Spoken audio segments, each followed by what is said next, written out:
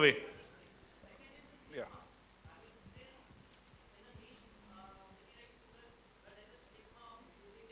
Public transportation system where it hasn't been properly marketed like in many other schemes of the government where they will encourage to use that public utility. I just want to put one point to this, and you are right when you say that the frequency of the public transit availability has to be there. This is a challenge which will never be gone. Understand one thing, in the most developed parts of the world, like Manhattan, there will be people who can argue on this. There is nothing as perfect, this thing. As the gentleman was saying, there is a chicken and egg story. If there is no people who want to use it, what will they do putting it the transit? So as I said earlier, until it becomes a mode of transport of choice, this problem will never go. There is a social stigma. People like do not want to use it there in Surat, which actually is prevalent in India also, primarily because the transit systems are not that nice. If they were made as plush as it was there in the other parts of the world, it would be used nicely. Today in Delhi, everybody is using metro. Why? Because it's been made as per those standards and people aspire to use these kind of public transit. So until that becomes a choice, it will never be a perfect situation, I think. I think in Delhi also it took a long time. It took a long time. The first phase, Yes, absolutely. then connections happened. So going from one point to the other, And Surat just started, so like, we can just, it's a good thing that it started, honestly speaking. So you should be happy about that part. So yeah, I just actually, I do have some differing views with the panel on certain aspects, especially on the decongestion charge.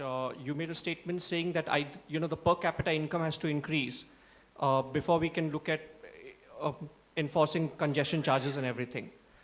I don't agree with that at all because the simple reason that a place like UK, London for example, all right, where incomes, most of the population is actually working. They are actually in the banking and finance industry. Most of them have an average salary of about £60,000 or more. People who are staying in the most prime areas actually do not have vehicles. And they prefer to walk down to the tube station. The last mile connectivity is basically pedestrian. And then they use the metro to go to Canary Wharf and work. The reason I think congestion charges are not being introduced in India is not because of the per capita income, it's more to do with the automobile sector, the lobbying. The automobile sector which wants to sell vehicles where each and every one of us has that aspiration that today I want to own a Maruti 800, tomorrow I want to own that Mercedes or the Audi or whatever today is the Jaguar. It's the lobby which actually is anything. Because if you look at a city like Bombay, for example, Bombay is a prime example where congestion charge can be put in South Bombay. There are enough people who are willing to pay for that. But even then you find diamond merchants, especially from Gujarat, who actually prefer to use the suburban railways and travel by that. I don't see why, the reason why congestion charges also not being introduced is because the moment you introduce congestion charges, the expectations of the service delivery will go up. I will want a road which is like they say Makhan, where I will not drive on a single pothole, where I will get my parking space. And that's something that the government is not able to deliver on because it's become institutionalized that every year I have to dig up the road and I have to service it. So that I think is the biggest problem is the vested interests in India which are preventing things like these from coming in. I agree. I just wanted to add a point to that. I think both the reasons are true. One is absolutely there is a strong lobbying in our industries and so on, and there is this huge force upon government, and they also need money to fight elections and all. At the same time, there is even if that wasn't there, it will be very difficult to implement decongestion charges right now in the country because the way our infrastructure, the dynamics, UK is a country where pretty much most of the population can afford a car. Here, in our country, there is people who are living in gutters and there's people who are living in palaces. So to look at where the vote bank is, it is very difficult to implement these kind of charges. One is, first of all, you do not have an option for them right now. Even if you put a decongestion charge, you should have a proper supported transit system whereby people can take the transit system and avoid that. Right now, you do not have a transit system in place. If you put a decongestion charge, what are they going to do? They're going to come and complain about, like, that we cannot afford, like, we cannot take our cars. What is the other way of transportation I have to go to the place I want to go? So until it's a huge thing, like, where you have to take multiple approaches to get to where we want to get. So I think both the arguments are valid, I think, personally.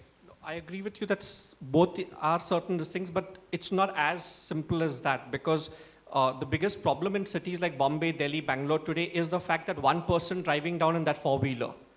Okay, and when Thailand, for example, we took the example of Bangkok, when they were suffering from those 3-4 hour traffic jams, they just simply introduced this thing saying that you have to have 4 people sitting in that car, otherwise that car will not be allowed to move on that road. You will have to pay a huge fine. So it is basically getting rid of our own mindsets, our individual personal biases, which is actually going to resolve this problem for all of us. Absolutely, I agree. If we can put a pooling system, like, a carpooling mechanism in place that will work for our country, there's no doubt about it. There's a lot of countries who have implemented this thing where, like, in the peak hours, you have to have more people into your car, more than 2 people, and then they have designated lanes for carpooling, which are express lanes. So you can, if you have more than one person in the car, you can zip through that lane. Putting a charge on it is technically, it's infrastructure-wise, it is very difficult to manage. We cannot even manage lane system right now in our country.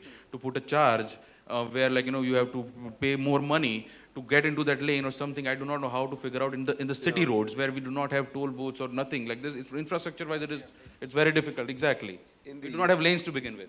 In the US, they built carpool hotlines or toll-free numbers for carpooling, and they built at every exits of the interstates. They built carpool lots, parking lots, where people can call in and say, I travel from Ahmedabad to Baroda 3 times a week, and I need a carpool buddy. So they get it.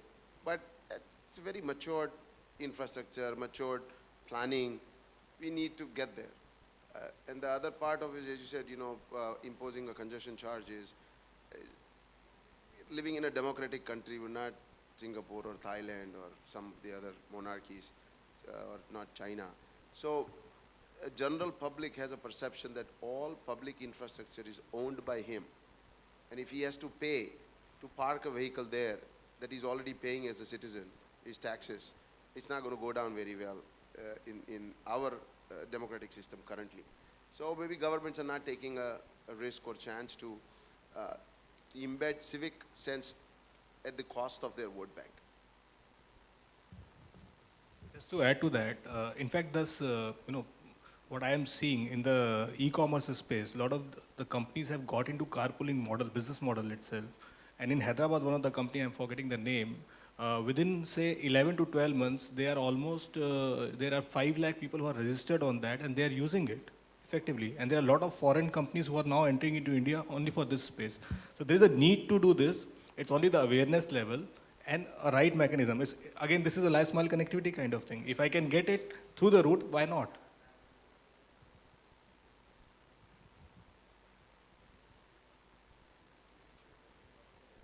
So I really enjoyed it. I would like to thank all the panelists for a wonderful session, and thanks for the audience to give us a patient hearing. On that note, I'd also like to extend my heartfelt thanks to our esteemed set of panel members. And may I please invite Mr. Kapil Saini, Deputy General Manager Marketing with AGL Tiles World, to please come on stage and present mementos to our wonderful panel members.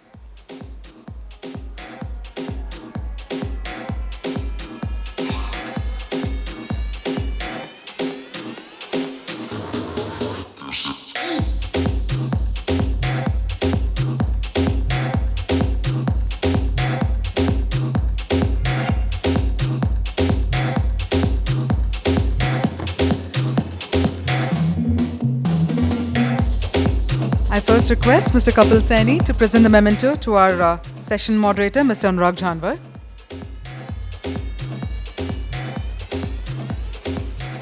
To Mr. Bakir Gandhi. To Mr. Anand Choksi.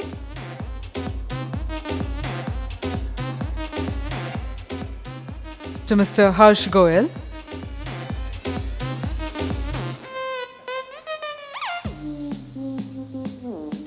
and to Mr. Rakesh Israni.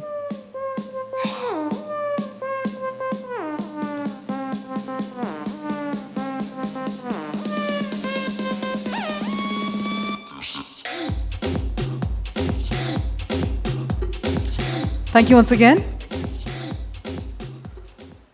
Well, ladies and gentlemen, we have had a fantastic set of panel discussions with our esteemed speakers again, sharing their insights with all of us. Of course, we would have had some fabulous takeaways as well. But then on that note, it's also time to gear up for the Gala Awards ceremony, which is about to begin in a couple of minutes. We'd like to announce that we would cordially invite you to firstly join us for high tea outside. And at 6:45 p.m. sharp, we're about to begin with the Gala Awards evening, which is the Realty Plus Excellence Awards and Ahmedabad 2015. The event will also be graced in the presence of Ms. Moona Kandar, IAS, Secretary Housing and Nirmal Gujarat, Urban Development and Urban Housing Department, Gandhinagar. So, ladies and gentlemen, see you all by 6:45 p.m. sharp, and we're going to give a makeover to the hall, and we'll gear up for the Realty Plus Excellence Awards Ahmedabad 2015. Thank you, and see you soon.